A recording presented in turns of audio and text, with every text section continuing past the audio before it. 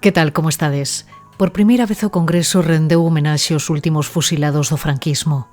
Trátase de 2 membros de ETA e 3 dos FRAP asasinados o 27 de setembro do ano 1975. Dos 5, 2 eran galegos, José Luis Sánchez Bravo Solla e Xosé Humberto Baena Alonso.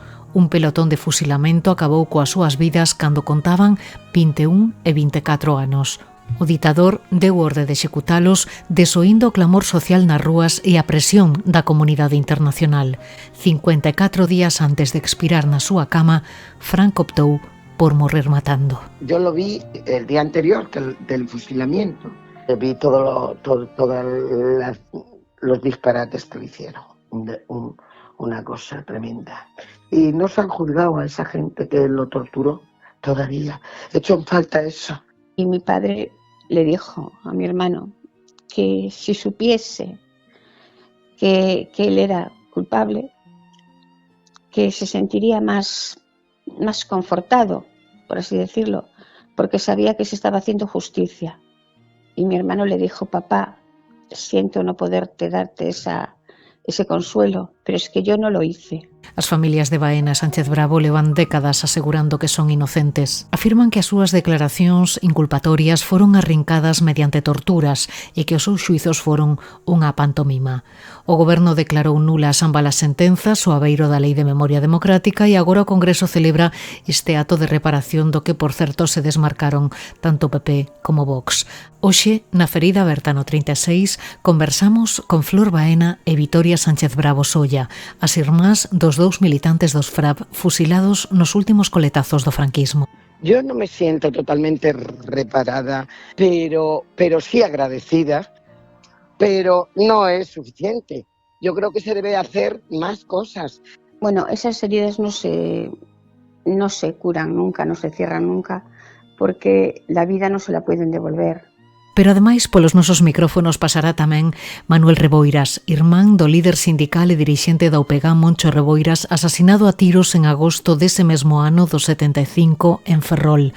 Manuel desmontará o relato ofrecido polos fascistas para xustificar o crime e relatarános as torturas que sufriu en Padrón por realizar unha pintada denunciando o asasinato do seu irmán a mans da policía franquista.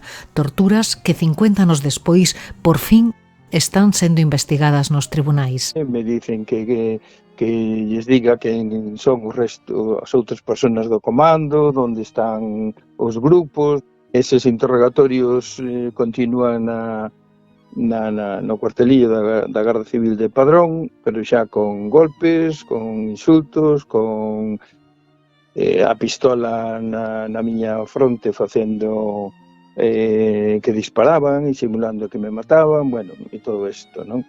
Pero ademais neste programa queremos sumar unha voz máis, a de Xosé Luis Méndez Ferrín, escritor e activista político encarcerado durante a ditadura, un dos autores máis relevantes da nosa literatura e unha persoa moi cercana ás últimas vítimas galegas do franquismo. Ferrín confesa que estes crimes supuxeron para el un disgusto inmenso e reivindica a necesidade de facer memoria. Aquí non houbo ninguna ruptura democrática co franquismo.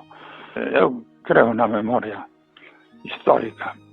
Non creo que todos ignoremos que a persecución dos xudeus por parte dos nazis foi verdade.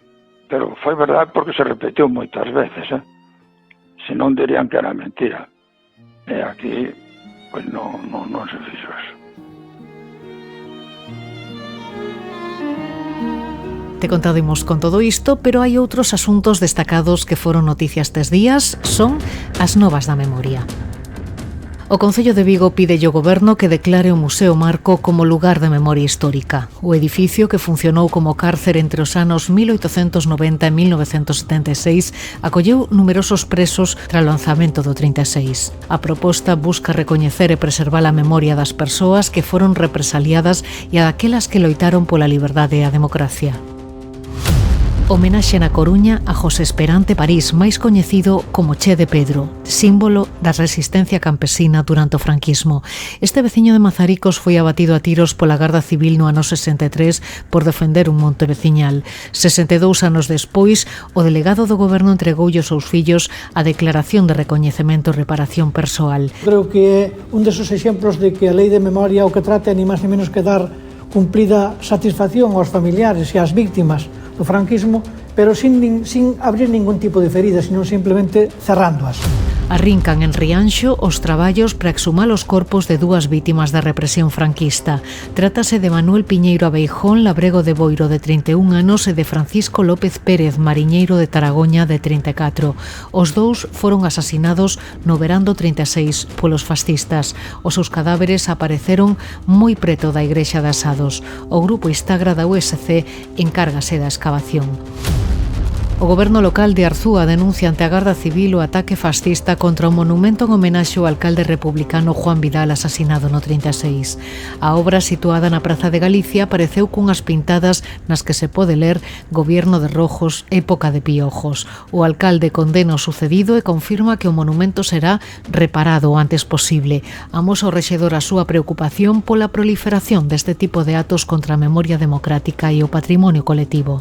Entendemos que é un ataque contra a memoria histórica porque é a figura de un alcalde que foi asesinado no levantamento e que leva máis de 20 anos aí que nunca pasou, e entonces considerámoslo dunha gravedade importante.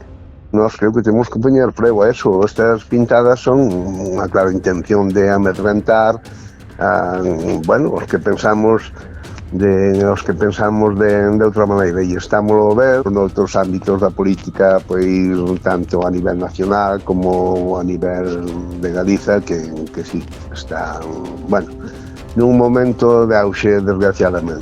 A Comisión pola Memoria do Barbanza condena o ataque contra o monumento de Cabo de Cruz en homenaxe ás vítimas de represión. Uns descoñecidos guindaron pintura branca con aceite sobre esta pedra, cubrindo os nomes dos 18 boirenses asasinados e danando ademais o pedestal onde repousaba un ramo de flores. A peza, situada na rúa Río de Abaixo, fora inaugurada tan só 20 días antes polo Concello. Para a Comisión pola Memoria do Barbanza, estamos ante unha mostra de intolerancia e de descoñecemento histórico que contribúe a abrir vellas feridas do pasado. O goberno proponse erradicar das rúas calquera simboloxía de exaltación do franquismo. Vai publicar en novembro o catálogo de elementos e símbolos franquistas que deben ser retirados de inmediato da nosa xeografía. O presidente Pedro Sánchez anunciou no Congreso en resposta a unha pregunta da portavoz de Bildu, Merche Ezpirúa, que pedía a posta en marcha de medidas para frear o avance de organizacións fascistas como a Fundación Francisco Franco. A medida espertou as críticas do Partido Popular. El 20 de noviembre, el 20N, volverán a sucederse concentraciones y actos franquistas con caras al sol y saludos fascistas en plena calle. Y se hará con la permisividad de las diferentes policías e instituciones, sin sanciones, sin detenciones, sin consecuencias. Señor Sánchez, antes de que se vaya, jamás le perdonaremos que haya permitido que la mujer que señalaba desde su periódico a gente en España para asesinarla haga estos discursos en esta Cámara. ¡Qué asco! ¡Qué asco! ¡Qué asco! Hemos reformado la ley de asociaciones para poder habilitar a la legislación y poder cerrar y acabar con la Fundación Francisco Franco y, por tanto, su desaparición. Y ya le anuncio, señoría, que antes de que termine el mes de noviembre vamos a publicar en el Boletín Oficial del Estado todo el catálogo de elementos y de símbolos franquistas para que sean retirados de una vez por todas de nuestro país y de nuestras calles. Arrinca o mes da memoria democrática no Concello de Tui e faino con 9 actividades dedicadas á lembranza das vítimas do franquismo e á defensa dos valores democráticos. Entre tanto, no Valmiñor, en outubro celebrouse a 21ª edición do mes da memoria, percorrendo os 3 escenarios do terror do Concello, o cemiterio de Sabarís, o Camposanto de Baiona e a volta da Bombardeira, onde foron asasinados 9 veciños na noite do 15 e 16 de outubro do 36 na chamada Volta dos 9. En Silleda, o 7 de novembro, celébrase o Día da Memoria Democrática lembrando a 2 veciños represaliados, o sindicalista e reloxeiro Arturo Pérez Lazara, asasinado no 36, e o mestre, tamén sindicalista, Víctor Manuel Fraiz, fusilado no 37, neste concello pontevedrés. Os murais de Urbano Lugrís na rúa Olmos da Coruña declarados ben de interese cultural. A Xunta recoñece a súa alta calidade artística e o seu valor excepcional. Con esta incorporación, Galicia conta xa con 792 bens declarados de interese cultural. A ferida aberta no 36, un podcast de Nuria López.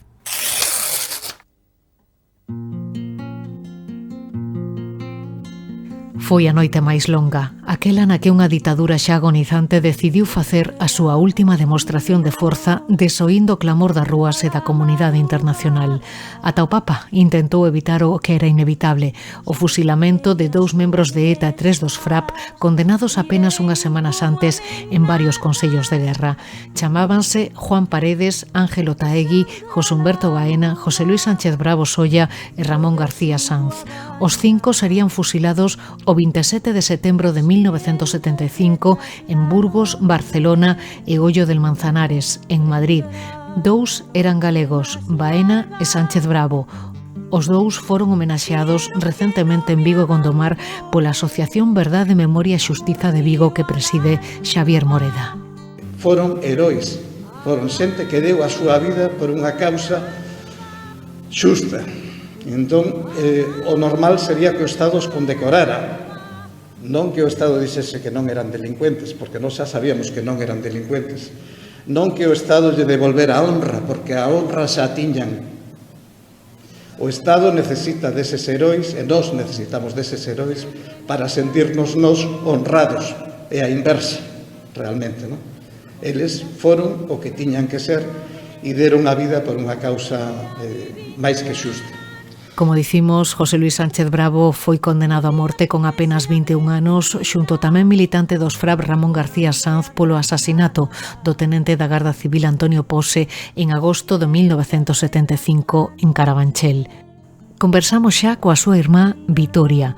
Vitoria leva anos vivindo en Murcia e pediunos que lle fixeramos a entrevista en castelán. Que tal, Victoria? Bienvenida.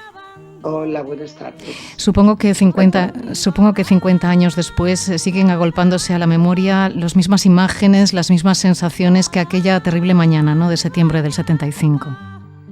Bueno, en cierto modo sí, eso son cosas que te quedan en la piel y en la mente, eso es imposible olvidar. Ya. A su hermano lo acusaron de encabezar el comando del FRAP que acabó con la vida del teniente de... A mi hermano lo acusaron no de ser autor material, a mi hermano lo acusaron de ser responsable del comando, pero no de encabezar ningún comando. Él no, primero que no estaba allí, o sea, cuando de eso que lo acusaron, él no estaba en Madrid, estaba en Murcia, de manera que no podían acusarlo de eso porque no estaba, aunque bueno, ellos por acusar que no quede. ¿Vosotros sabíais de la actividad política de José Luis? Pues no, realmente no, nada, nadie en casa. Yo porque vivía aquí, en Murcia, y mi madre tampoco sabía nada. De hecho, cuando desapareció, porque estuvo desaparecido 2 años casi, cuando vino la policía a casa para preguntar por él, pues una sorpresa tremenda para mi madre, porque nadie lo sabía, que él estaba, eran otros tiempos, y que nadie sabía que mi hermano estaba metido en política, en política, pues eso, como todos los jóvenes en la universidad, pues defendiendo los derechos de los universitarios, de los trabajadores, en manifestaciones, repartiendo propaganda, y todo eso era lo que hacía mi hermano y lo que hacían muchos otros jóvenes. Cuando lo detuvieron tenía 21 años, acababa de casarse, su mujer estaba embarazada y lo cogieron en Madrid, ¿no? En Madrid, sí. ¿Cómo os enterasteis del arresto? Pues nos enteramos porque a mí me llamó por teléfono mi cuñada, o sea, su mujer, para decir, creo que han detenido a Luis. Yo no me podía creer eso, porque es que, ya te digo, no me lo podía creer, pero sí era cierto, lo habían detenido y nada, yo inmediatamente me fui a Madrid a ver qué es lo que estaba pasando y nada, me lo negaban, me lo volvían a negar y seguían negando que estaba allí.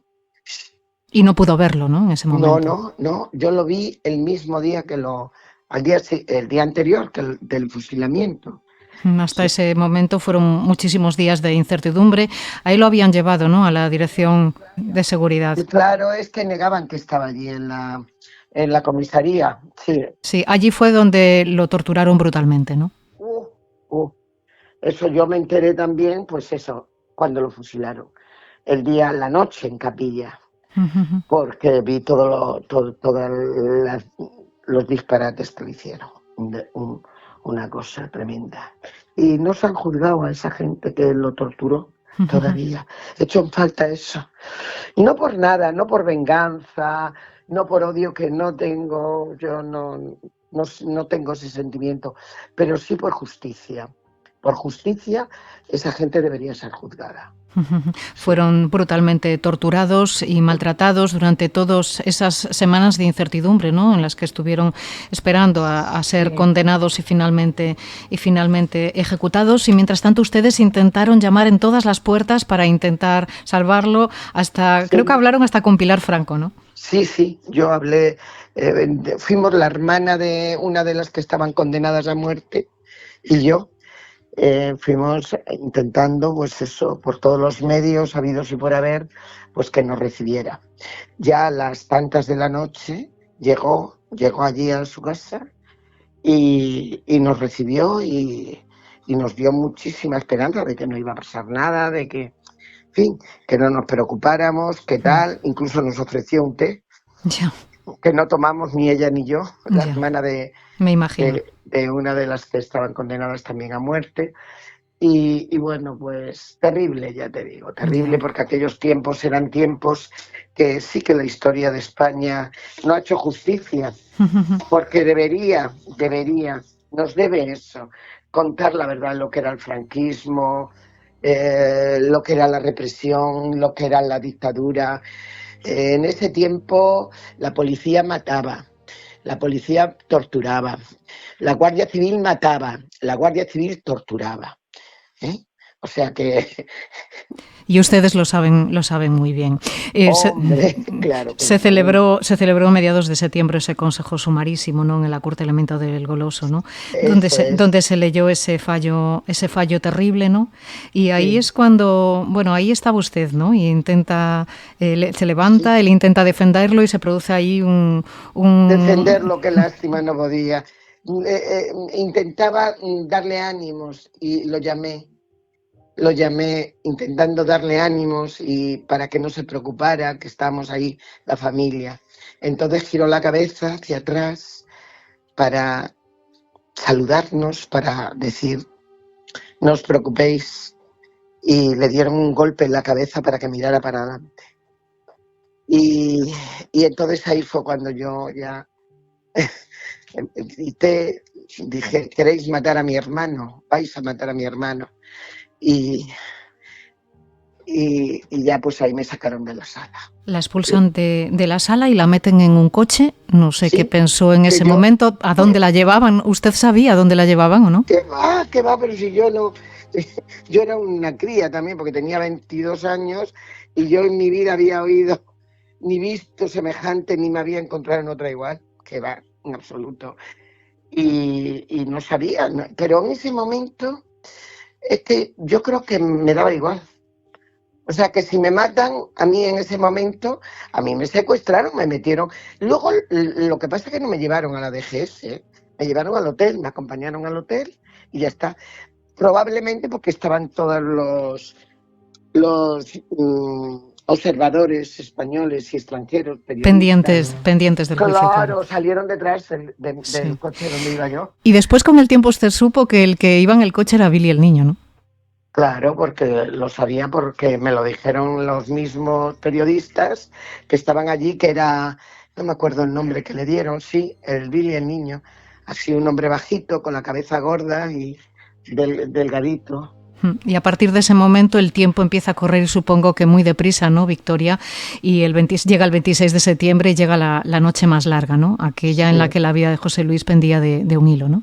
Eso es indescriptible. Y eso, la reparación que han hecho, Es algo, pero no es suficiente. Tienen que hacerlo público. Y a mí yo me sentiré pagada cuando eso se explique en los colegios, se hable y se cuente que fue el franquismo de verdad. Entonces, cuando eso suceda, entonces me sentiré compensada de alguna manera. Ya. No me gustaría hurgar en la herida, pero Sí.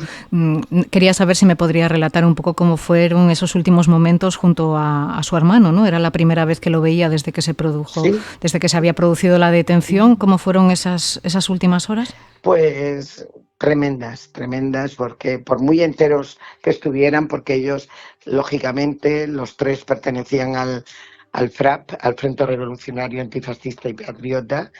Eso no lo han negado jamás, los tres.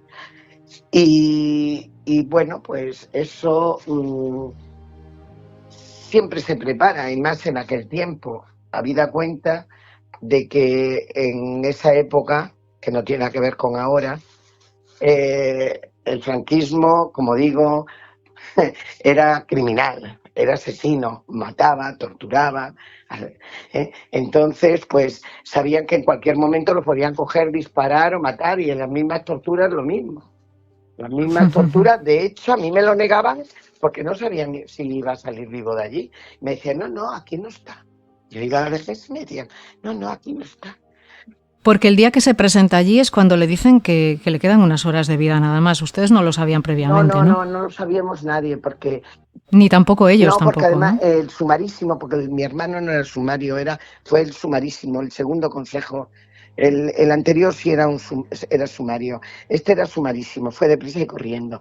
Entonces fue que nos llamó el abogado y nos dijo, venga, pues venir, que os lo dejan ver. A mi hermano lo detuvieron el 29 de agosto y lo fusilaron el 27 de septiembre, menos de un mes.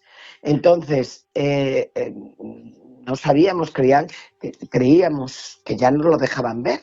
O sea, y claro, cuando nos lleva allí en el coche el abogado a la cárcel, cuando llegamos allí me comunica que había habido el enterado ya y que había habido indulto para unos cuantos y a otros pues que los iban a fusilar, y uno era mi hermano y me pidió que se lo dijera a mi madre. Yo no sé si se lo dije, no me acuerdo si se lo dije, yo creo que no se lo dije. Yo creo que no se lo dije, nada más que no sabía, que nos van a dejar verlo y vamos a verlo, sí. Y ya está. Pues cantando canciones gallegas toda la noche, él acariciando el vientre de su mujer, porque estaba embarazada de 4 meses, que luego tuvo una bebé. Y bueno, pues ya te digo, un sufrimiento horrible. Y para ellos, imagínate. Claro. Sabían que lo iban a matar, mi hermano sobre todo, el pobre que iba a tener un bebé con 21 años, pues terrible. Era un chiquillo. Era un niño. En aquel tiempo eran más niños todavía que hoy un chico de 21 años. Ya. Además, en aquellos días la ciudadanía intentó por todos los medios intentar frenar en las calles lo que era al final inevitable. Incluso la comunidad internacional se revolvió, incluso el propio Papa, pero ahí no hubo clemencia. Nada, absolutamente. Bueno, un montón de países.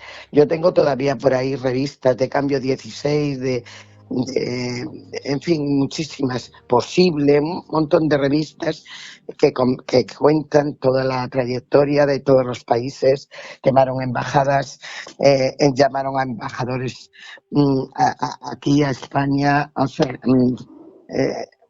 fue tremendo. La verdad que fue una respuesta a la altura. Es que habida cuenta que precisamente esos fusilamientos se produjeron precisamente porque el franquismo estaba dando los últimos coletazos y sabían que le quedaban las horas contadas, porque Europa estaba en contra de la dictadura. Entonces ellos querían dar una muestra de poderío todavía. Una demostración de fuerza, claro. Y no les importó nada. Sí, desde el primer momento, usted lo acaba de decir, ¿no? El proceso por el que fue condenado su hermano estuvo repleto de irregularidades, ¿no? Hubo, totalmente, en este caso, indefensión, Victoria, absolutamente, ¿no? O sea, aquello, yo que sin entender y siendo tan joven como era, y sin entender de nada, veía que aquello, digo, ¿pero esto qué es? Esto es increíble, ¿no? O sea, que echando a los abogados de allí, no atendiendo a nada, no admitieron pruebas, no admitieron absolutamente nada. O sea, que y haciendo un proceso de prisa y corriendo, además, sí, ¿no? Sí, fue sumarísimo. El de mi hermano fue sumarísimo. No dio tiempo. Luego no admitieron pruebas, no dejaban hablar a los abogados. O sea, era una cosa increíble, increíble. Hace un año, en octubre del 2024, el Gobierno les entregó una declaración de reparación, no sé si se dice así, ¿no?, al amparo de la Ley de Memoria Democrática. Sí. No sé si... ¿Qué sintieron al recibirla? ¿Se sienten ustedes reparados? Yo no me siento totalmente reparada, porque soy prácticamente la única que queda de la familia. Mamá ya no está, pero sí agradecida, no reparada no, pero agradecida, porque es el único gobierno, evidentemente, que ha tenido la valentía de hacer algo así, porque ya digo, yo he esperado 49 años para recibir eso. Ha habido tiempo de sobra, de haber hecho algo y nunca se hizo nada. Y bueno, pues con este gobierno, pues sí, ha ido y agradecida que estoy, y mucho. Pero no es suficiente. Yo creo que se debe hacer más cosas y hacer público eso. ¿Qué se debería hacer, Victoria, para...? Se debería hacer políticas más valientes para que la gente no siga engañada. Es que ha vivido mucha gente engañada. Yo tengo muchos nietos y la mayoría no tienen ni idea, ninguno, no tienen ni idea y son nietos ya mayores. Y no, porque lo han tenido oculto, se han callado. Y cuando se ha hablado, han reprimido a esa persona y se ha señalado. Y esa reparación tiene que hacerse pública, más pública. Mira que este año, en el 50 aniversario, sí se han hecho cosas. Sí se han hecho más que nunca, pero no es suficiente. Esto hay que seguir y pues en los colegios, los jóvenes que sepan qué es lo que ha habido aquí en España, una dictadura. Es un crimen de Estado que han cometido y han seguido cometiendo. Entonces, eso tiene que saberse para que no se vuelva a repetir, no por otra cosa, para que no se repita de nuevo. Porque si no, estoy viendo que vamos por unos derroteros que si no se hace y no se coge fuerza y valentía para hacer lo que hay que hacer, vamos por muy mal camino. Pues Victoria Sánchez Bravo, muchísimas gracias por compartir con nosotros sus recuerdos y también sus reflexiones. Gracias y reciba un abrazo fuerte. Otro para usted y gracias a usted por llamarme. Y me llamo Victoria Sánchez Bravo Soya. Es que siempre le quitan a mi hermano, no, por mí me da igual, a mi hermano el segundo apellido de mamá. Sánchez Bravo. Pues se lo ponemos. Sánchez Bravo Soya, sí. Muchas un gracias. Beso, Victoria. Otro para usted. Adiós. Adiós.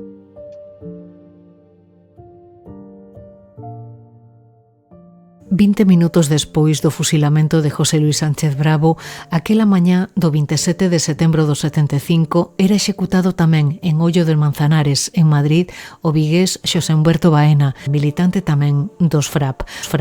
Fora arrestado o 22 de xullo, acusado xunto outros 4 compañeiros do atentado que acabou coa vida do policía Lucio Rodríguez o 14 de xullo en Madrid. Só el sería executado. Aqueles 2 meses que pasou detido e encarcerado, escribiu un relato no que describe a súa anguria ante o seu inminente asasinato. Titúlase El reloj.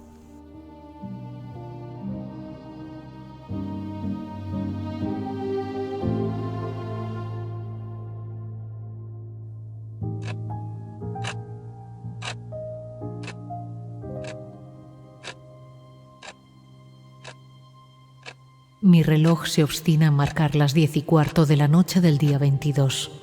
Quiere callarse el mes, es su secreto, pero él y yo sabemos que se refiere al mes de julio.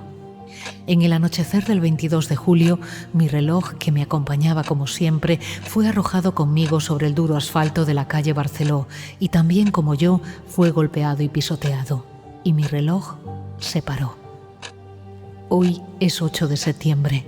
Mi corazón, aunque quisiera acompañarme siempre, dejará de hacerlo cualquier día de este mes de septiembre. Desde septiembre somos con libertad. Mi corazón, como mi reloj, se habrá parado de una manera violenta. Alguien lo ha parado. Ha sido la mano de un hombre negro gemelo de Hitler y Mussolini. Ha sido la misma mano que frenó en seco contra el asfalto las manecillas de mi viejo reloj de pulsera.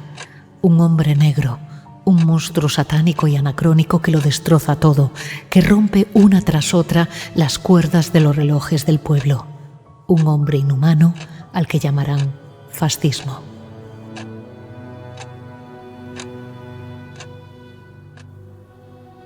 Son fragmentos dese relato que Xosé Humberto Baena escribiu na prisión de Carabanchel apenas 3 semanas antes da súa execución.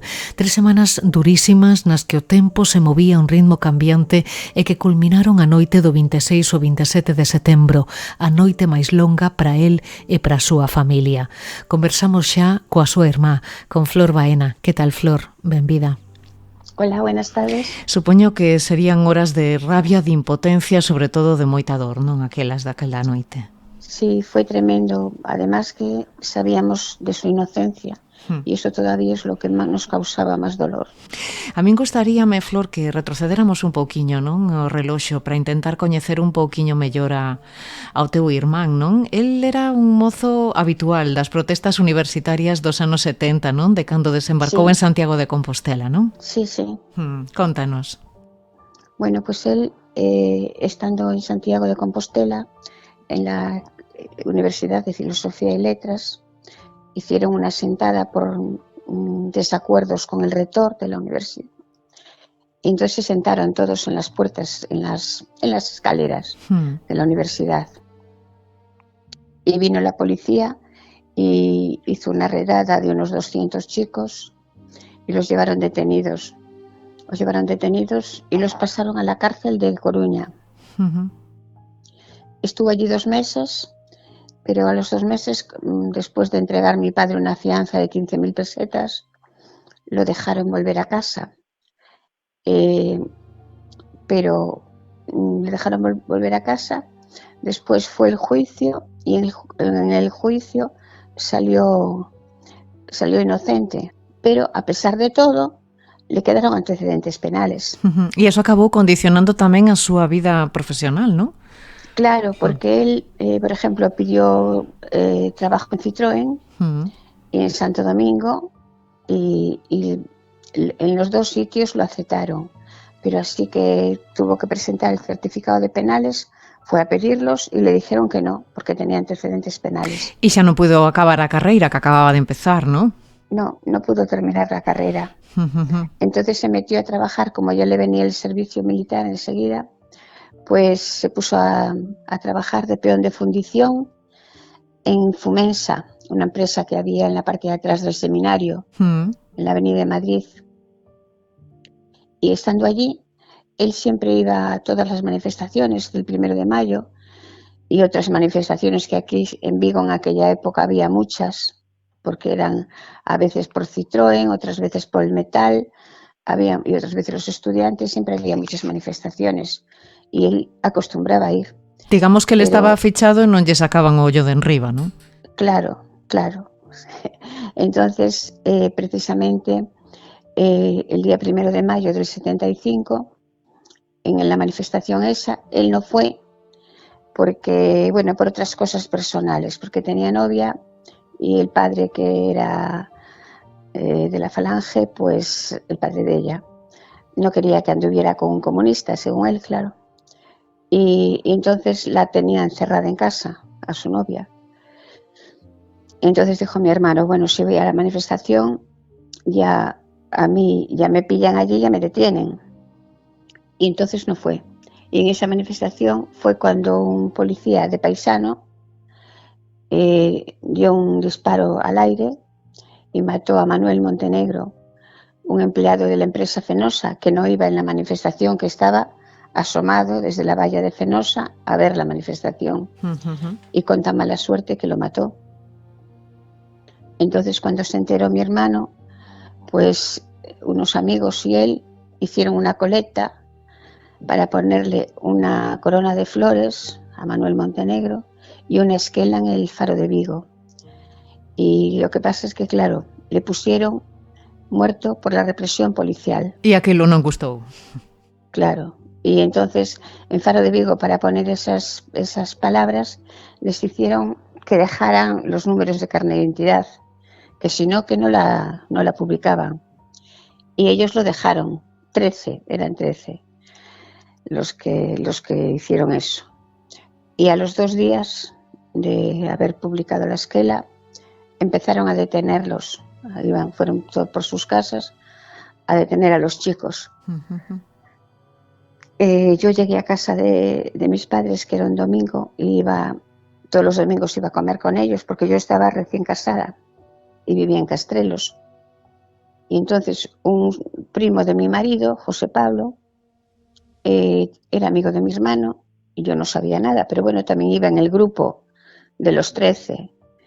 Y entonces yo llegué y le dije, cuando estábamos comiendo, le dije a mi hermano, no sé qué pasó, que cuando me venía, llegó la policía a casa de Miguel Ángel, o de José Pablo, y estaba deteniendo a José Pablo. Y dijo, se quedó así, ya se levantó y dice, entonces vienen a por mí. Y le dijimos, claro, mi padre dijo, ¿pero por qué? ¿Qué hiciste? Y dice, nada, ya os contaré. Que nos dijo así por el aire, ¿no? Sí. Nos comentó que habían hecho una colecta y que tuvieran que dejar los carnets de identidad para que en el Faro le pusieran la esquela y eso. Y entonces ya cogió así unas cuantas cosas de ropa y eso, y se fue. Se fue de casa y se fue a casa de un piso que tenían vacío, el padre de Suso Bahamonde. Y entonces estuvieron allí, tanto la novia como él, 3 días.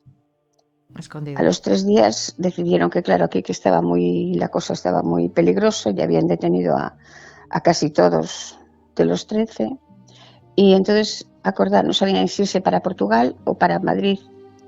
Y mi hermano dijo, mejor nos vamos para Madrid porque así seguimos la lucha, esas cosas de... El daquela xa formaba parte dos FRAP, non? Do Fronte Revolucionario Antifascista. Sí. Y entonces el padre de Suso Bahamonde y un hermano los llevaron a Madrid. Y entonces allí uno del Partido Comunista, yo no sé quién es, no sé cómo se llamaba, pero bueno, los ayudó para buscar posada y tener un sitio donde ocultarse. Y después de llevar un mes, haría un mes más o menos, que estaban en Madrid, cuando fue que se celebró una manifestación por el Sáhara, porque fue cuando las fuerzas españolas se fueron del Sáhara. Y entonces hicieron una manifestación delante de la Legión por haber abandonado el Sáhara y dejárselo a los marroquíes. Y en esa manifestación fueron los dos, María y él. Y vino la policía y detuvo a María. Él logró escapar. Y entonces después tuvo que cambiar de alojamiento por si acaso, claro, le hacían hablar a ella y descubría dónde estaba, ¿no sabes? Y entonces cambió de alojamiento también. Y después, ¿cuál no sería nuestra sorpresa?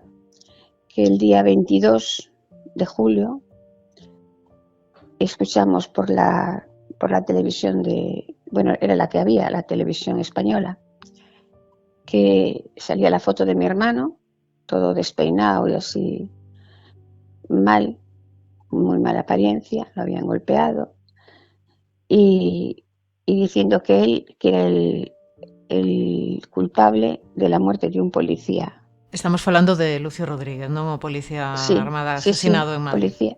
Sí, sí, te iba a decir el nombre ahora, sí, Lucio Rodríguez.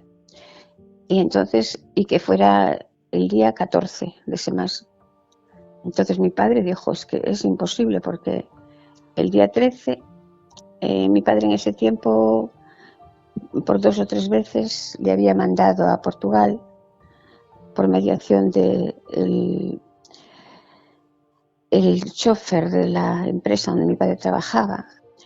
Y entonces mi padre, por no sé si 2 veces o 3, le había mandado dinero y otra vez le mandara también el carnet de conducir, que no se lo había llevado. Y entonces estuvo con el chofer en una posada donde paraba el señor a dormir y a cenar. Y entonces estuvieron allí y según él dice que se fue para allí, de allí que se fue después de las 12 de la noche. Y entonces, claro, me parecía es imposible porque como estaban las carreteras en aquel tiempo y con un coche que era un coche viejo el que llevaba, era imposible que llegase a Madrid para matar al policía. Aparte de que esas no eran sus ideas tampoco, a pesar de que él pertenecía al FRA, el matar a nadie no entraban dentro de sus ideales. Sin embargo, foron a por él e detivérono, non? Siguieron, siguió preso, estuvo, creo que fueron 3 semanas incomunicado, que no lo dejaban hablar con nadie, ni siquiera con sus abogados. En ese tiempo lo golpearon terriblemente y bueno, cuando por fin lo pudimos ver, nos lo dejaban ver 20 minutos, de 12 a 12:20, pero solamente los sábados. E el que vos contaba? Que vos contaba nesa primeira vez que o vichedes despois desos interrogatorios tan brutais? Bueno, no podíamos tampoco hablar mucho porque no estábamos a solas con él. Nos separaba un mostrador con un cristal de metacrilato, así con agujeritos, y nosotros de un lado y él de otro, y a su lado un policía con una metralleta. Y entonces, bueno, la primera vez que lo vimos tenía un ojo cerrado, todo hinchado, le faltaba un diente y bueno, estaba golpeado por todo el cuerpo. Él nos quiso enseñar algo, pero el policía no le dejó, porque él quería levantar la camisa para que le viéramos. Y el policía no dejó que se levantara la camisa. Y entonces le dijo a mi padre: papá, yo he firmado una confesión que no sé lo que he firmado, porque después de tantos golpes que me dijeron que tenía que firmar allí, yo firmé y no sé lo que firmé. Y al abogado de él también le dijo lo mismo. Claro, el abogado ya sabía lo que había firmado, porque el abogado ya leyera la acusación y era de que él era el autor material del policía, de la muerte del policía. E así chegamos ao xuizo, que foi un auténtico esperpento, non, Flor? Bueno, el juicio, eso no fue juicio ni nada, ya estaba todo preparado para matar a unos cuantos, y eso fue todo porque, fíjate, nosotros ya nos enteramos por el abogado, pero después también te cuento otro detalle. En el juicio no les dejaron presentar ningún tipo de pruebas, ni de un lado ni de otro. Había testigos presenciales, 3 señoras que estaban en la otra acera y vieron perfectamente el atentado, y no las dejaron declarar. Pidieron pruebas dactilares, huellas dactilares, y tampoco, no presentaron huellas dactilares. Pruebas de balística, tampoco, nada de nada, no dejaron ni una sola prueba, los mataron sin tener una sola prueba de su culpabilidad. Y bueno, los abogados, pues claro, nadie se creía que fueran a ejecutar la sentencia. Sabíamos que le pedían pena de muerte, que los condenaron a pena de muerte, eran 11 en total, en los distintos juicios. Y entonces nadie creía que iban a atreverse a matarlos, y más siendo así una cosa que se vio que no eran juicios ni nada.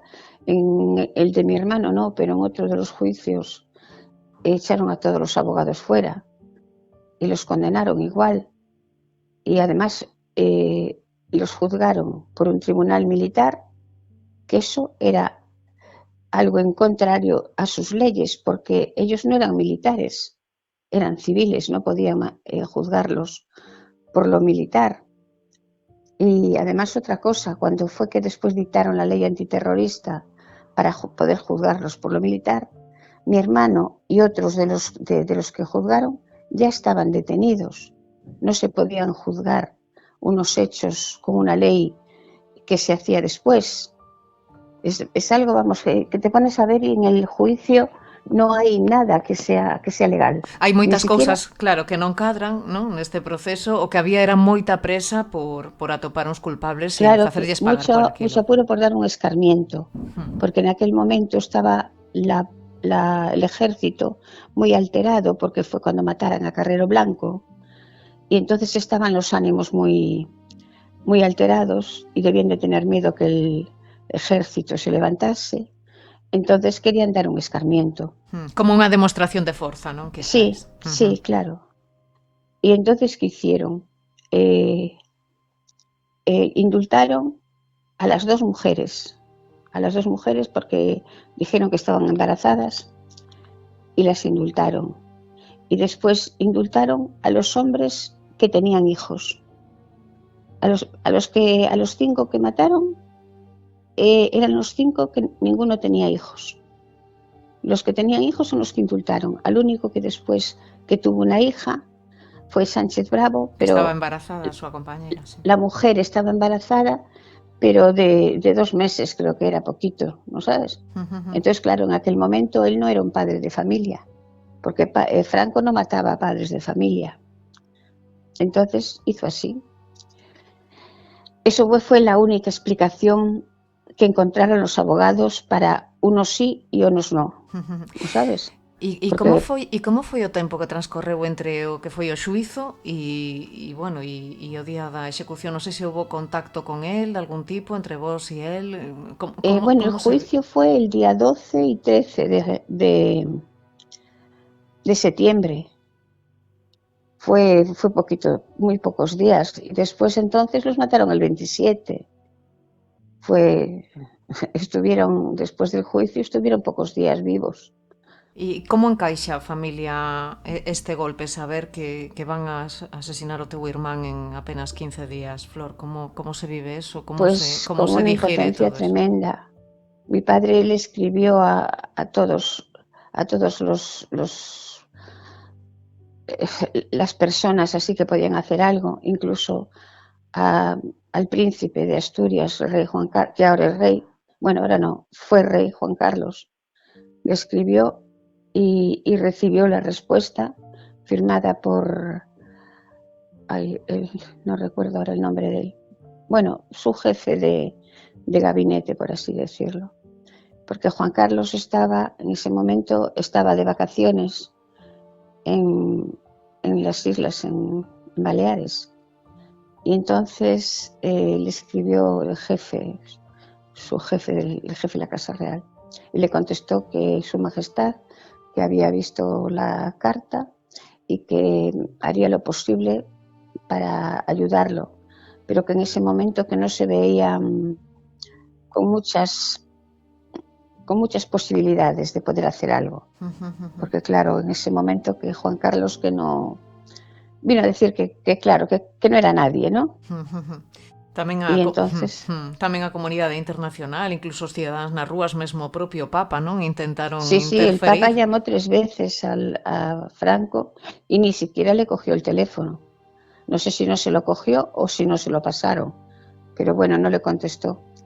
Y se pusieron todas en las embajadas españolas y todo, pues alborotaron en todos lados pidiendo que no hicieran semejante barbaridad, porque en todos lados vieron que era una injusticia, claro, porque fue una cosa así atropellada, una cosa completamente injusta. Mira, yo no sé si los otros eran culpables o no lo sé, pero seguro que mi hermano no lo era. Ahora ya se está descubriendo. Ainda estremecen esas palabras que o teu irmán lle dixo ao voso pai, non? Dicíndolle que ian matar a un inocente. Sí, cuando el viernes, nosotros íbamos los viernes, salíamos de noche en el tren de las 9 de la noche de aquí de Vigo, para llegar el sábado a las 9 de la mañana a Madrid, porque en aquel tiempo eran 12 horas de tren. Y entonces, ese viernes, cuando mi padre iba a buscar los billetes a casa de mis tías, que mis tías vivían en Vigo, y entonces ya le cogían ellas por anticipado los billetes, porque estaban allí al lado, ¿no? Y entonces llegó a casa de mis tías, iba con mi hermano mayor, ese sábado le tocaba ir con mi hermano. Y entonces mis tías, ya cuando llegó, mis tías estaban llorando ya, y le dijeron que acababa de llamar el abogado, que si queríamos ver a mi hermano con vida, que teníamos que estar allá antes de las 6 de la mañana, porque después que lo iban a fusilar. Entonces mi padre pues dijo, en el tren no llegamos, no nos da tiempo. Y llamaron a un taxi del garaje Militón, de aquí de Vigo, que eran conocidos, y efectivamente uno de ellos fue con mi padre y con mi hermano toda la noche, conduciendo para llegar allá a las 6 de la mañana. Llegaron a las 6 de la mañana y ya estaban esperando por ellos allí en la puerta de la prisión, y los hicieron pasar a una sala donde estaba mi hermano, y entonces pudieron darle el último abrazo.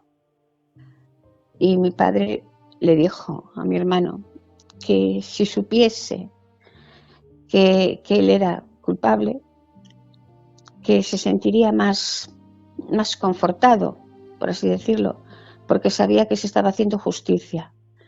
Pero pensar que lo estaban matando sin ser culpable, que eso que le hacía muchísimo daño. Y mi hermano le dijo, papá, sabes que yo nunca miento, porque efectivamente mi hermano en la vida, en todos los años que estuve toda la vida con él, yo nunca, ni siquiera de pequeño, nunca decía una mentira. Podía callarse, podía quedarse callado y no decir nada, pero mentir no mentía. Y dijo, papá, siento no poderte darte ese consuelo, pero es que yo no lo hice. Y bueno,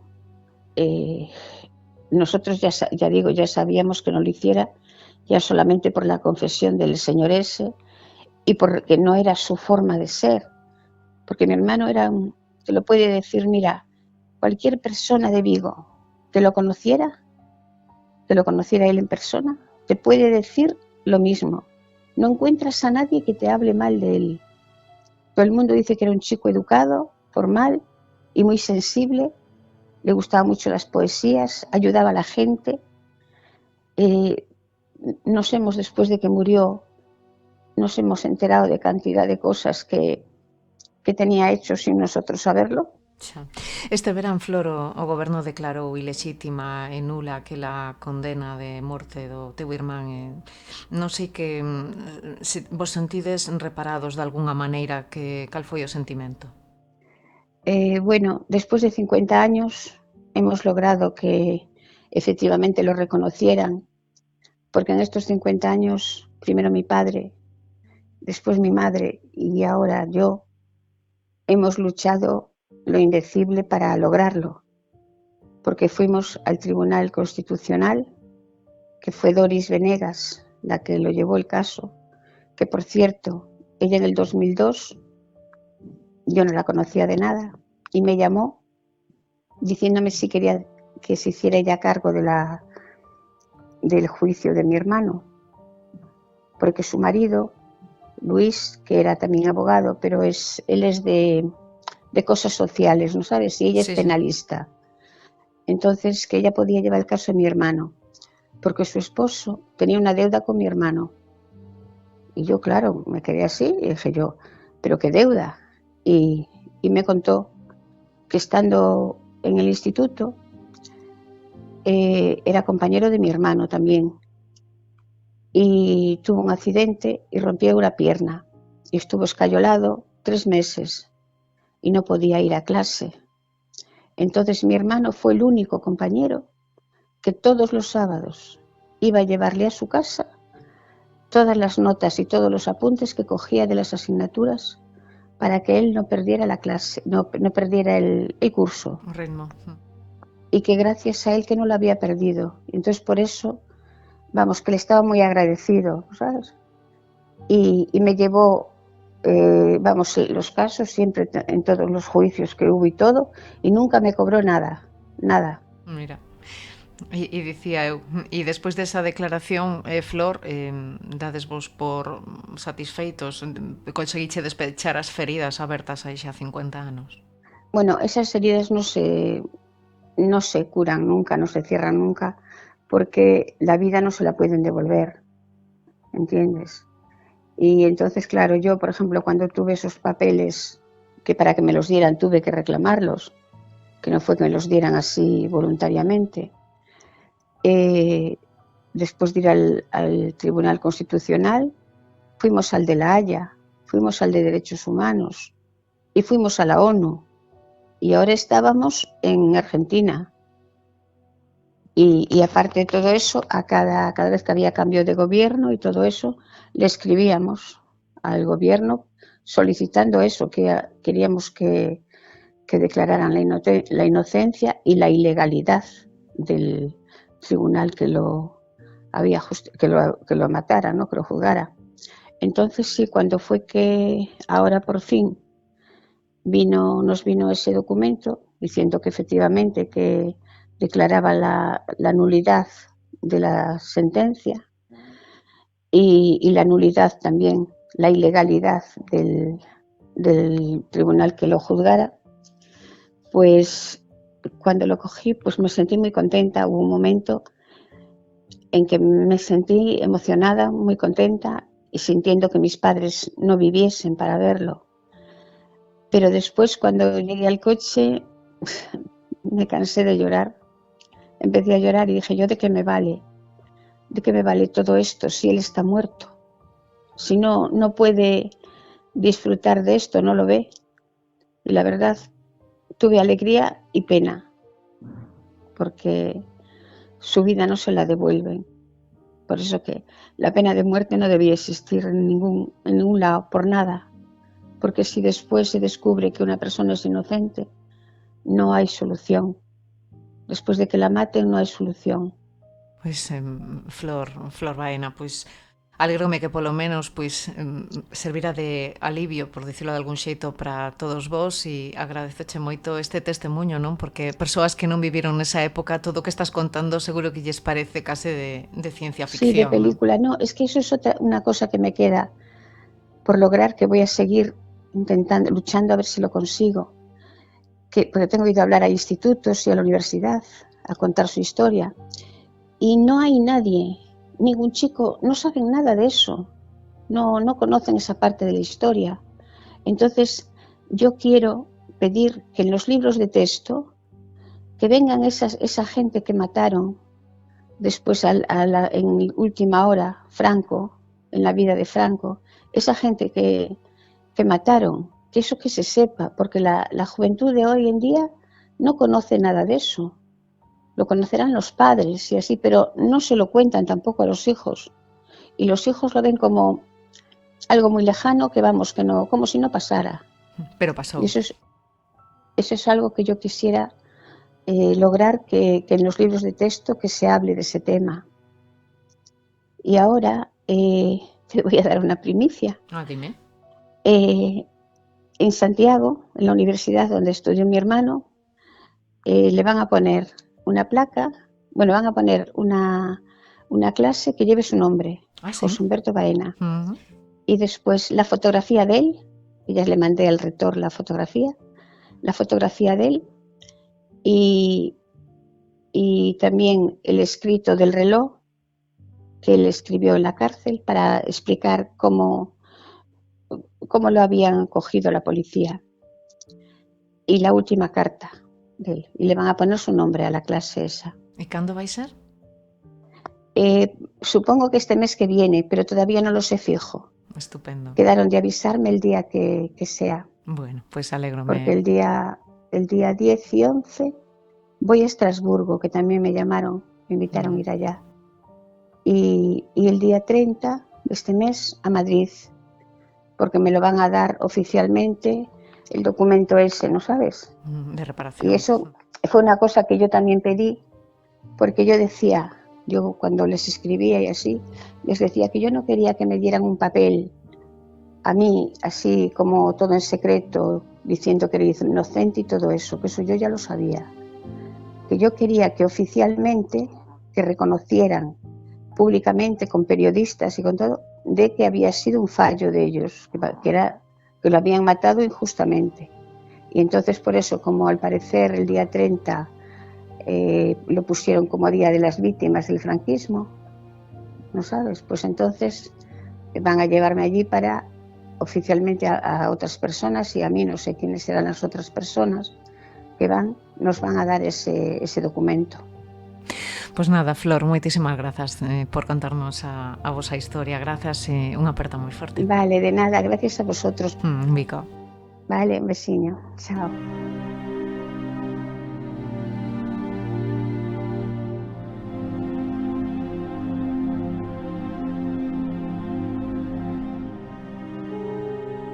Apenas 6 semanas antes da execución de Xosé Humberto Baena e de Xosé Luis Sánchez Bravo Solla, a policía franquista mataba a tiros polas costas o líder sindical e dirixente da UPG, Moncho Reboiras. Ocorría en agosto do 75 en Ferrol. O seu irmán Manuel, roto de rabiador, decidiu facer unhas pintadas aquel 27 de setembro sinalando a policía como responsable do crime do seu irmán. Horas despois, Manuel era detido e torturado. Recentemente, unha xuíza de Padrón abriu dilixencias e polo menos está disposta a investigar o sucedido. Manuel Reboiras, que tal? Moi boas. Hola, boa tarde, moi ben. Cando empezamos a mirar atrás, semella unha anomalía, non? Que en 50 anos de ditadura de represión tan brutal como houve aquí en Galicia, sexa a primeira vez que a xustiza se veña a investigar o sucedido aquí, non? Bueno, a ver hasta onde chega este proceso da querela que fixemos o ano pasado, sí, non? E que en principio todas as querelas que se tiñan feito se arquivaban porque a lei da amnistía non permitía seguir adiante, porque non interesaba políticamente ou por lo menos non había voluntad. E por primeira vez pois conseguiuse que a miña querela, que tiña dous apartados, unha denuncia a miña detención en Padrón pola Garda Civil e outro aquí en Vigo pola Brigada Político-Social, pois a de Padrón, curiosamente, foi pa diante e houve unha xuiz que se atribuiu a facer a intentar e investigar todo aquel proceso. E por que aceptaría esta demanda, Manuel? Porque outras 115 foron desestimadas no conxunto do Estado. Que ten o caso de Padrón para que esa xuiza decidira polo menos empezar a investigar? Sí. Eu creo que o elemento decisorio foi a nova lei de memoria democrática, donde se puxeron, quero interpretar eu, porque aquí os abogados son os que saben máis. Claro. Permitiu que houvese hai unha persona que se fai cargo da defensa das vítimas do franquismo, non?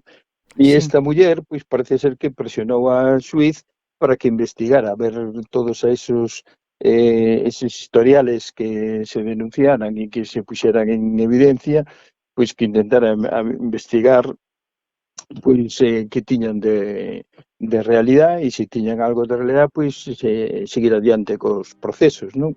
Eu creo que o elemento decisorio foi, primeiro, felicitar a xuiz por ter a valentía de facelo, e segundo, esta outra muller que parece ser ben na lei como defensora das víctimas, na lei de memoria democrática, que actuou para que a xuiz tomase esta posición, non? Os episodios que denuncia producíronse o 28 de setembro do ano 75 en Padrón, apenas 2 meses antes da morte do ditador. Que pasou aquel día? Pois aquel día foi o mesmo día que estaban executando en Ollo de Manzanares os nosos amigos e colegas de aquí de Vigo, tanto Baena como Sánchez Bravo e os demais, os 3 outros compañeiros que foran executados, non? E o que pasou foi que eu facía un mes que mataran a meu irmán e fun a facer unha xestión por orden de miña nai para, no cementerio poñer unha lápida con as reseñas de meu irmán. E, eu estaba desquiciado, desesperado, un pouco impotente, rabioso, e, militaba políticamente tamén e sabía facer pintadas nas paredes e tirar panfletos, que en definitiva era un pouco o que facíamos os militantes daquela época, non? Crear conciencia a través da agitación e propaganda. E se me ocorreu facer unhas pintadas un balado da Lei de Padrón, donde puña a baixa ditadura, policía asesina e UPG, que era o partido que militábamos, non? E alguén debeu de controlar, porque era en pleno día, cousa que non debía de ter feito, pero a impotencia e a rabia fai estas cousas. E entonces alguén colleu a matrícula do meu coche e se produce un despregue policial, da Guardia Civil en este caso, por toda a zona, e me deteñen en un dos bosques do interior da estrada que vai de Imo hasta Rois, que é onde eu iba a visitar a meus avós, non? E ali me deteñen. E o levan ao cuartelillo. Ali me deteñen, xa me fan os primeiros interrogatorios, pero con un nerviosismo e unha situación moi tensa.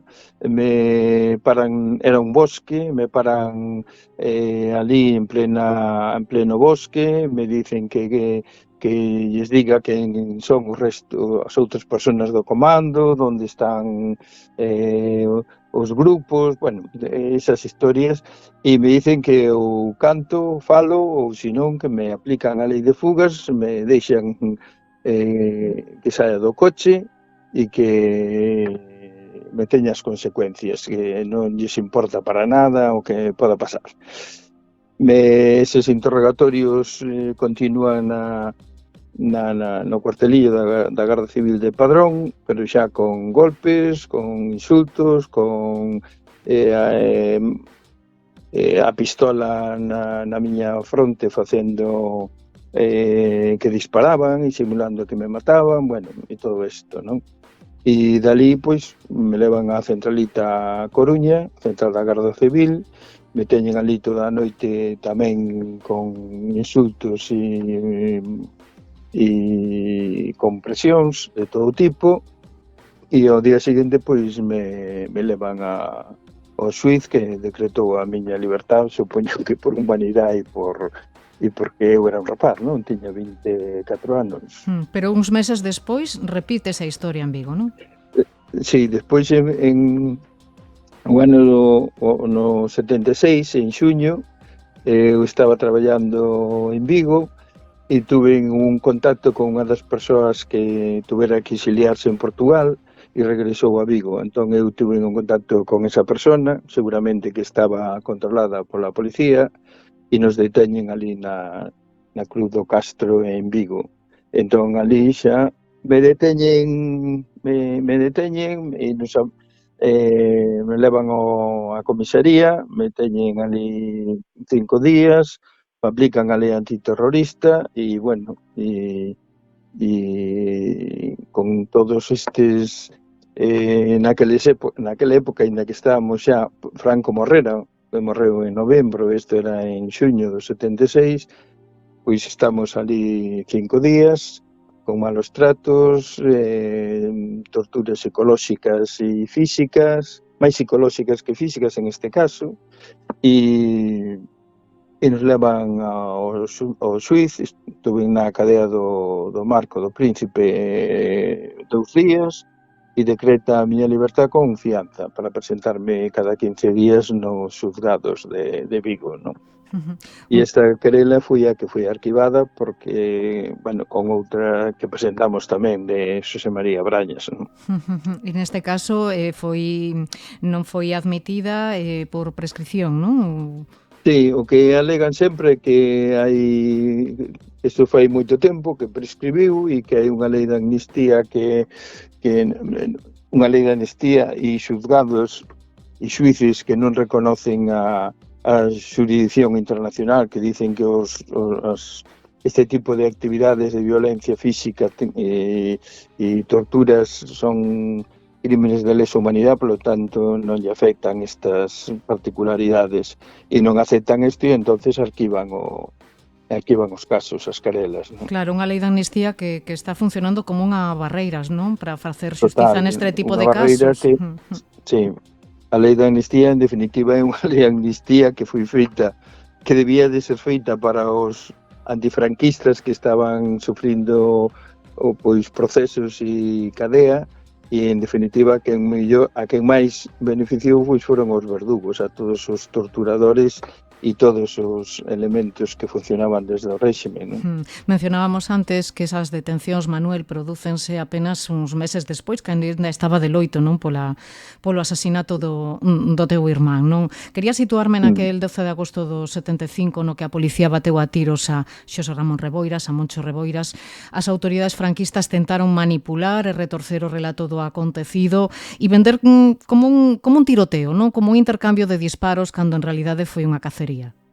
Sí, é curioso, pero as tramas policiales o que querían justificar é que eles non tuveran nada que ver naquelo, non? Entón, hai dúas alternativas. Unha que pon o certificado de defunción, que é totalmente mentira, e dice que foi un suicidio, na persecución, agachouse nun portal e ali eles estuveron vixiando e controlando e en un momento determinado escoitaron un tiro aillado querendo justificar que se suicidara, non? Cousa que non é nada certo, porque incluso o certificado da autopsia dice que na cabeza, bueno, eles dicen en términos técnicos que non se observa ningún proyectil na cabeza, non? E dice tamén que a causa da morte é unha anemia aguda e fulminante, porque un dos disparos que ten nas costas pois atravesoulle unha arteria, entonces eso produce un desangrado que lle dou tempo a meterse no portal e naquel portal pois foi donde ao final pois se produce pois todo aquela historia que contan eles de que bueno, que lle daban a alternativa de salir cas mans en alto e que demais, bueno, e contan unha película intentando justificar que eles non foran os que causaran a morte de meu irmán, non? Claro. Que non fora un asesinato en definitiva, que fora e logo do enfrentamento armado, cousa que tampouco ten pé nin cabeza, porque a causa da morte foi unha anemia, porque o sangrado, que ademais se ve claramente na camisa que levaba posta, que a recollí, me entregaron a min, o pantalón, a camisa e o reloj, pois foi as pertenzas que recollín eu, non? E ali se ve claramente que os únicos balazos ou as únicas marcas de bala que había eran 3 impactos nas costas, non? E unha deles, debaixo da axila, se vía que estaba a camisa toda ensangrentada, porque era a que provocou a anemia esta do tiro que lle atravesou a arteria subclavia, non? A policía levaba tempo detrás de Moncho Reboiras, non era a primeira vez que o detiñan, xa se convertera nun dos activistas quizás máis coñecidos de Galicia durante os anos 70, non? Como se xestou aquela cacería? Como deron con el e como se iniciou esa persecución brutal na que participaron ata 200 efectivos? Sí, bueno, el estaba bueno, perseguido, primeiro porque xa no meu irmán no 72 coincideu que a terminar a carreira no 71 de enxeñería e estaba traballando en Barreras, que era das grandes empresas das folgas e das movilizacións do 72. Entonces, no 72, el estuvo xa, houve un intento de interrogalo e con outros organizadores daquelas movilizacións e folga xeral que houve, pero como estaba cumplindo o terceiro campamento das milicias universitarias, os militares non lle...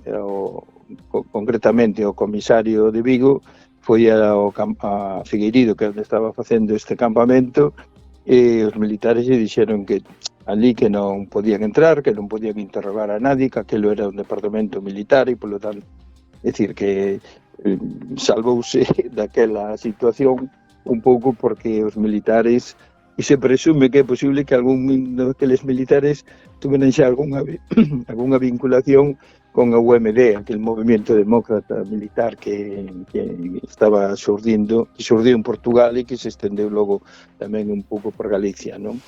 Entón, desde o 72 estaba xa na vista da policía, pero no 72 aínda debían de pensar que o nacionalismo era un pouco un movimento poético, romántico, que non facía daño, pero no 75 evidentemente as cousas cambiaron, o réxime estaba nas últimas, había xa un movimento organizado con unha relación cos vascos que tamén estaban nesa loita e eran contundentes na súa actuación. Houbo asalto á comisaría de Lugo onde se retiraron kilos e kilos de documentos que permitían facer pois a documentación simulada, non, para poder alugar pisos ou mercar papel, clichés e todo aquel material que se necesitaba para facer a vida política do momento. Entón, nese instante, evidentemente, a policía centrouse en perseguir as cabecillas deste movimento. E un dos cabecillas máis importantes aquí en Galicia, polo menos, era meu irmán. E a máis coincidiu cunha cousa moi importante, que no ano 74 foi a Revolución dos Cravos en Portugal e tiñamos un apoio real e logístico moi grande do movimento das Forzas Armadas Portuguesas, non? Entón, iso alarmounos moito máis. Claro, o clima exterior era favorable e quizáis, non sei se me equivoco, pero o asasinato de Daniel Niebla e de Amador Rei en Ferrol en marzo do 72 supuxo un punto de inflexión para dar paso ao que foi esa loita armada. No 72 a loita armada era moi... Bueno, podía ser un objetivo por moi teórico porque non había organización suficiente como para plantexar estas cousas con seriedade, non? Dicir, en teoría se podía falar de moitas cousas, pero non con objetividade. E meu irmán, desde logo, non era un aventureiro, nin era unha persona irreflexiva. Se decidían cousas, pois eran para facelas, e no 72 non era, ni no 73, ni no 74. Bueno, 74 con a Revolución Portuguesa, pois permitiu algún tipo de facer algún tipo de proxecto en este sentido, non? E de feito se fixeron algunhas cousas, sobre todo para seguir, primeiro como autodefensa e segundo para seguir mantendo a posición política da excitación e propaganda, porque evidentemente na clandestinidade é moi difícil, é moi pouco probable poder traballar sin esos apoios logísticos e documentación e demais, non? Pero o 72 foi importante, primeiro porque foi para o nacionalismo, foi, digamos, a mecha que empezou a producir unha presencia de obreiros, fundamentalmente obreiros de grandes empresas e xa con unha experiencia de combate e de loita nas empresas importante, non? E claro, e despois o 74 tamén foi a puntilla, non? Porque Portugal para nos foi a esperanza da libertad, da revolución e do cambio e do apoio, non? Da logística toda. O teu irmán tiña 25 anos cando foi asasinado polos franquistas e converténdose case nun mito, non? Como Xosé Ramón Reboiras se converte en Moncho Reboiras, o da perruca e o do bigote? Bueno, o nome dele era Xosé Ramón. Entonces, naquela época, evidentemente, todos tiñamos un nome ficticio, non? Para evitar ser controlados policialmente. Entón, el tiña varios nomes que chamaban nomes de guerra.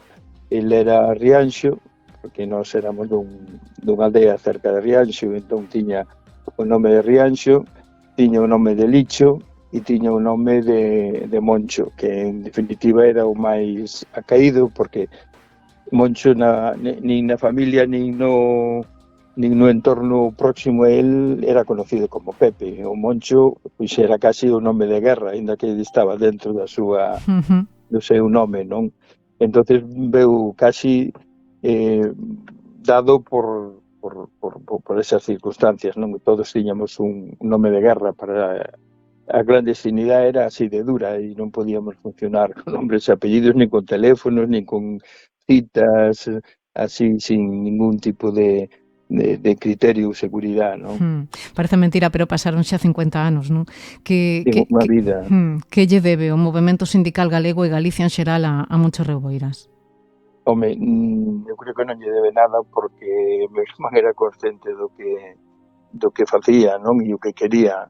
E ao mellor o que lle debe este país é de que non evolucionara un pouco máis e mellor, sobre todo pensando nas clases populares, nos obreiros, nos mariñeiros, nos emigrantes, en toda esta xente que, en definitiva, son os pobres do mundo, non? Entonces, se algunha cousa hai que podía evolucionar de outra maneira e non sempre foi... Hombre, evolucionouse bastante, porque non estamos no 75, pero se veramos para atrás e vemos un mundo como está, non só Galicia, senón un mundo, pois, deixa moito que desear desas aspiracións que tiña Moncho Reboiras e que tiñamos moitos dos que naquela época, pois, arriscábamos a vida para facer un cambio para ben, non? E para mellor, e para que houvese libertad, e para que houvese democracia no sentido de democracia do povo, non democracia dos que mandan e dos que teñen o poder económico, político e de todo tipo. En 2009 o goberno recoñeceu como vítima do franquismo a Moncho Reboiras, pero nos tribunais a cousa vai por outra velocidade, non? Cree que hai marxe para a reparación das vítimas, Manuel? O marxe para a reparación das vítimas, primeiro o recoñecemento. E non só o recoñecemento formal e simbólico, que no fondo o recoñecemento do 2009 foi moi importante para a miña nai e para a miña familia, pero non deixou de ser un recoñecemento simbólico, non? O recoñecememento real sería que aquelas principios e aquelas ideas que tiña Moncho e que tiña o nacionalismo galego como perspectivas de mellorar a calidad de vida dos obreiros, dos traballadores, dos pobres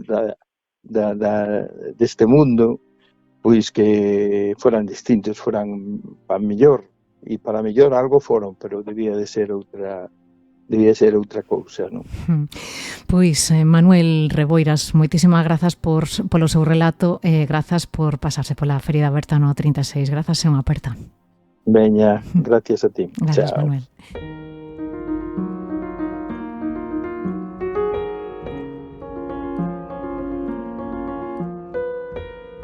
O asasinato de Moncho Reboiras e as execucións apenas unhas semanas despois de Xosé Humberto Baena e José Luis Sánchez Bravo Solla provocaron un forte impacto entre a cidadanía galega. Analizámolo coa axuda dunha das mentes máis lúcidas da nosa literatura, o escritor e activista político Xosé Luis Méndez Ferrín. Ferrín, moi boas e benvido á Ferida Aberta no 36. Hola, que tal? Moito gusto. Queríamos situarnos naquel setembro do ano 1975 no que a ditadura franquista asasinou a eses dous galegos, Sánchez Bravo e Xosé Humberto Baena. Non sei que recorda de aquel día, Ferrín? Pois perfectamente, sí. Porque estábamos, vamos, a noticia correu rápida, non teña relación con eles política, pero sí personal, con todos os, con Sánchez Bravo, porque estudiaba no instituto, non teña trato, pero tamén estudian os outros. Humberto Baena tamén solo, Humberto Baena, sí. Creo que pasou por o instituto, pero teña unha relación con el máis ben de barrio, personal. De barrio, desde as travesas. Ele veio un disgusto inmenso, un disgusto colosal.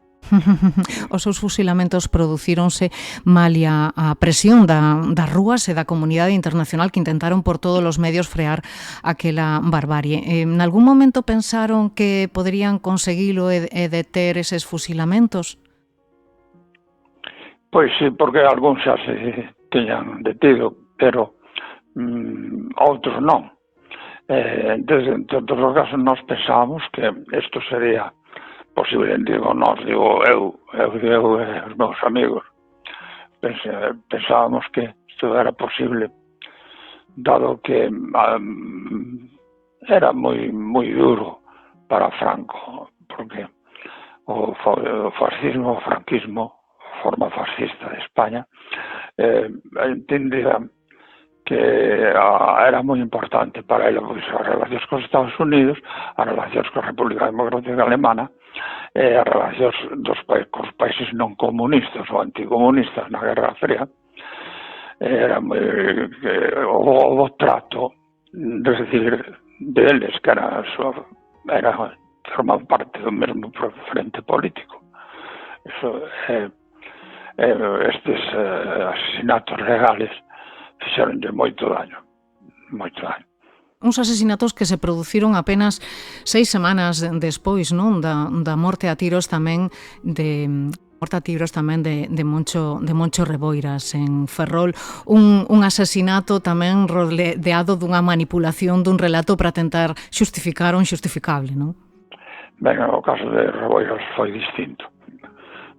Reboiras era un membro dirixente da Unión do Pobo Galego, clandestina, que estaba en proceso de crecemento.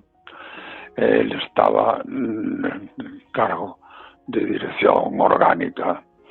El terminara a carreira de peritos aquí en Vigo, formara parte das mocedades do Padre Seixas, as mocedades tipo cristián progresista de esquerdas, nacionalista, pero de carácter católico. Despois achegouse de cara ao PEGA por unha evolución personal, outros máis, como José González Martínez González, perdón, e con estes máis novos, moi novos nacionalistas de izquierdas. Eu tuve moita relación personal a través da Asociación Cultural de Vigo, que era un centro de atracción para eles, como para todas as generacións nacionalistas da cidade. E para min foi alumno meu, Reboiras. Eu sempre conto esta historia que cando en sexto curso les mandei cubrir unhas fichas que me mandaban en dirección cubrir, e poña a profesión del padre, e el cubreu non galego, mariñeiro. Pois así, a min eso naquela época, en calquer rapaz chamaba a atención. Sobre todo cando eu sabía perfectamente que non era exactamente mariñeiro, non que era tiña un barco ou que era camarero de bar ou algo así. Entonces descubrí un corazón de ouro e unha vontade férrea e unha inteligencia moi conducida pola arma da responsabilidade histórica, política, do que chamamos militancia. Foi o caso de militante perfecto, non tinha ninguén así, nin con esas cualidades personales, nin con esa inteligencia, nin con esa vontade, nin con esa xenerosidade. Bueno, sí, habería, pero non están perto de min, claro. Foron, desde logo, anos de moita axitación social nas rúas, non? Tamén de moita convulsión social e política coa intención de botar abaixo un réxime que xa estaba agonizante, non? Non, eu non o vi agonizar nada, non o vi agonizar nada, e a prova desa foi, que tiña medo, tiña moito medo, o réxime tiña medo. Fíxate ti que despois dos 72 aquí en Vigo, as grandes folgas que non estaban esperadas en Vigo por parte do poder de Madrid, nomearon un home que se apellidaba Cacho, nomeuno o caudillo en Madrid, en persoa a él, con facultades especiales sobre a policía para poder instaurar a paz social, para que non fora máis o conflito. É un signo de sorpresa e de sorpresa por algo que non se espera, porque foi Ferrol, depois foi Vigo, e a clase obrera galega entrou en erupción. Foron anos nos que vostede tamén estivo moi activo políticamente, non? A finales dos anos 60, os anos 70, ata en 3 ocasións, non? O detiveron en apenas 2 anos os fascistas, non? Eu creo que me procesaron 3 veces nun ano. A primeira creo que foi no 67, non? Por repartir propaganda ilegal. 67, sí, ten razón. Levárono a prisión de Vigo, non? Sí. Despois dun rexistro domiciliario, despois de arrestar outros 7 compañeiros, desta vez absolvérono, pero virían despois outras 2, non? Procesáronme por propaganda ilegal. Condenaronme a 2 anos que cumplín con todas as reduccións que hai legales, non? Día por día. É curioso porque desa vez que o capturaron no ano 69, non, que colleron despois de interceptarlle un manuscrito, non, o dos Corvos a Figueira e a Fouce, en realidade non estaba nin publicado, pero foi condenado igual por propaganda, non? Que cousas. Está condenado antes. Toparan o que toparan, como se toparan un libro de paxariños que pareceran que foran demasiado vermellos ou que piaban a Internacional ou himno galego, me levarían igual. En realidade era porque estaba crecendo unha organización que era a UPG, estaba crecendo, proliferando as organizacións legales de carácter nacionalista, había asociacións culturales en toda Galicia, teñan forza, teñan presencia. Eu estaba no medio, non era dirixente especial ni nada, pero estaba no medio, teña actividades públicas como escritorio, como conferenciante. E como me dicía vostede, pois deses 2 anos de prisión, pois tiverono de penal en penal, non? Para cumprir esa condena, non? Como foi esa experiencia en prisión? Que trato recibiu vostede, Ferrín? O trato marco, digamos, como todo o mundo. Non un trato peor que outro preso, ni mellor, ni especialmente estaba cómodo nalgúnha cadea, estuve incómodo, máis cómodo que noutras, pero era porque había un clima máis adecuado, pero eran todas igual, a mesma. Teño lido que vostede ten dito que cando saiu en liberdade era interiormente máis libre que cando entrou na cadea, iso ten contado en algunha ocasión.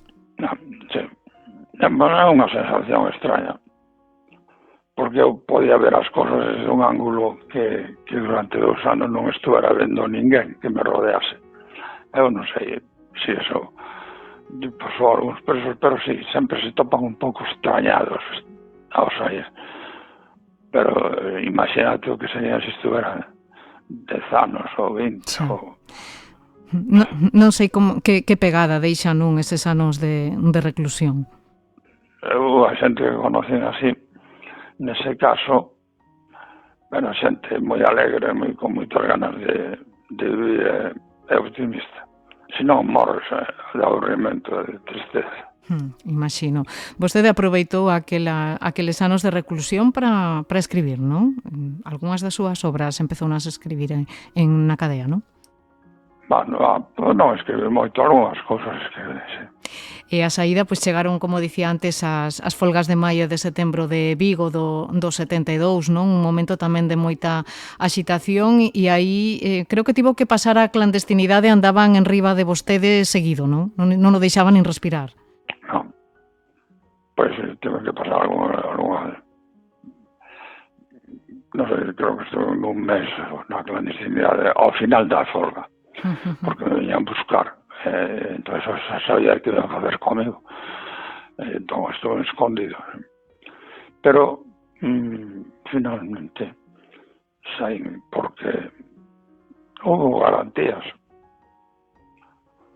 Garantías no sentido de esa actitude do régimen que en Vigo, só exclusivamente en Vigo, pois apareceu ese hombre bueno que nomeou Caudillo en persona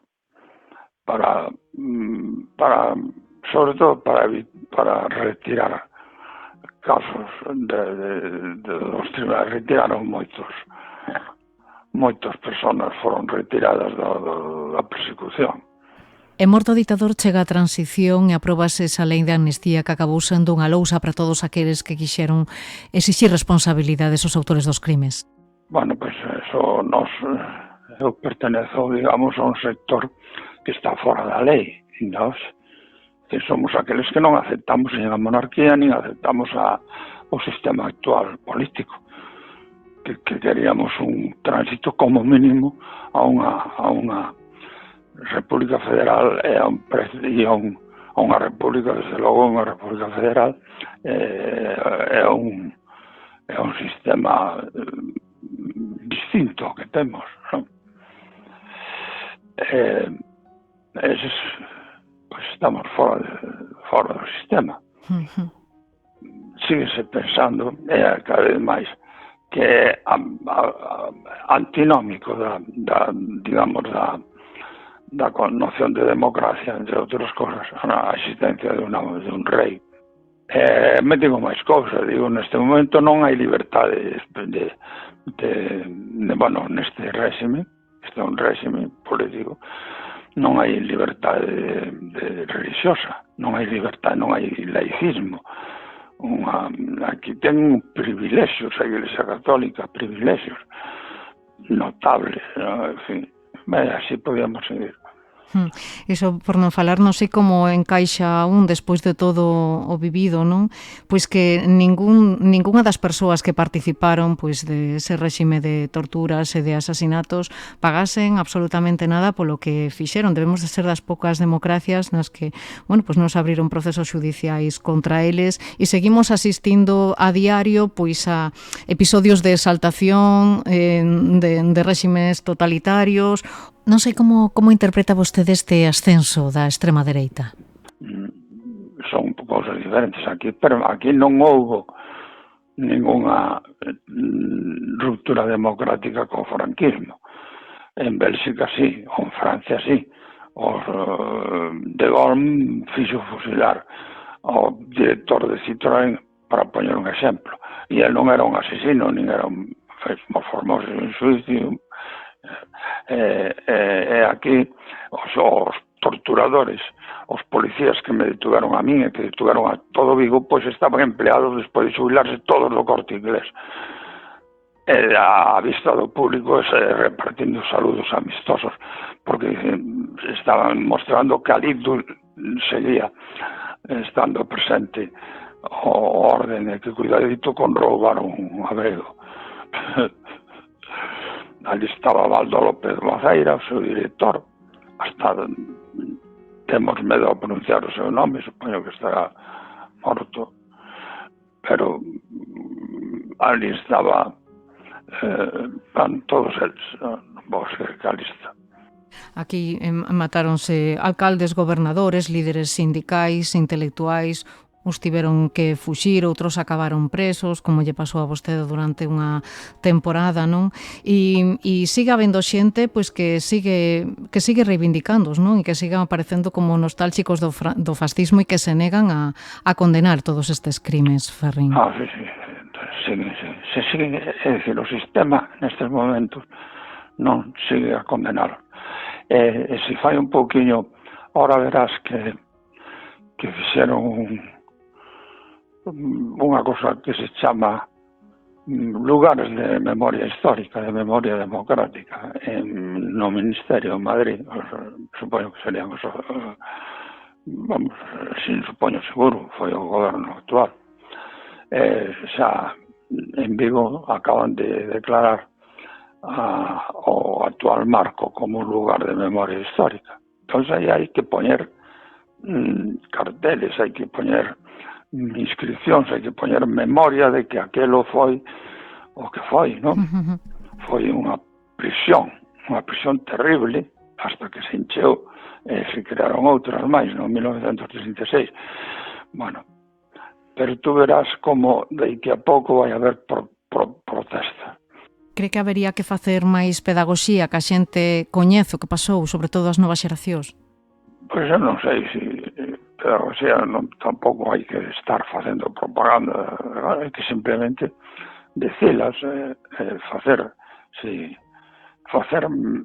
eu creo na memoria histórica, entonces hai que dicir como foron. Vamos a ver, eu non creo que todos ignoremos que a persecución dos xudeus contra os xudeus por parte dos nazis foi verdade. Pero foi verdade porque se repetiu moitas veces, se non dirían que era mentira. E aquí, pois non se fixo eso.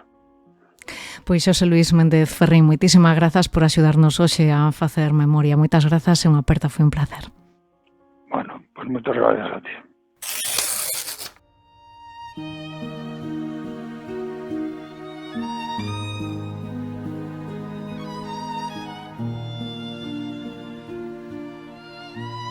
Pois ata aquí chegamos. Moitas grazas a Vitoria, a Flor, a Manuel e a Xosé Luís por aceptar o convite e axudarnos a reconstruir aqueles crimes horrendos cometidos durante os últimos compases do franquismo. Moi pronto regresaremos con máis historias como estas. Xa sabes que podes atoparnos en Spotify, iBooks ou YouTube. Ata cando queiras.